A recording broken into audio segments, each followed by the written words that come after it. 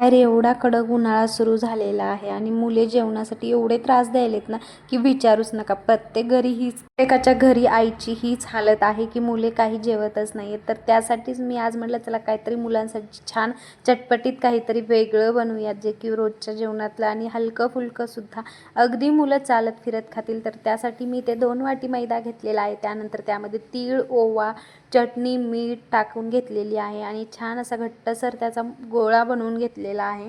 नंतर त्याची एक मोठी अशी पोळी लाटून घ्यायची, जशी आपण चपाती लाटून घेतो तशीच. आणि त्यानंतर असं काहीतरी ग्लास वगैरे घ्यायचा आणि त्याच्या साहाय्याने गोल गोल त्याच्या पुऱ्या बनवून घेतल्या आणि जास्त जाडसुद्धा नाही, जास्त पातळसुद्धा नाही. त्यानंतर एका कढईमध्ये छान कडकडीत तेल गरम करून घेतलं. त्यामध्ये पुऱ्याच्या थोड्या थोड्या टाकून अशा बॅचनुसार तळून घेतल्या. मीडियम गॅसवरती तळून घ्यायच्या आणि खायला मुलांना द्यायच्या. एकदम छान कडक तळतात आणि खायलासुद्धा खूप छान टेस्टी लागतात. तर ही रेसिपी नक्की ट्राय करा. व्हिडिओ आवडला असेल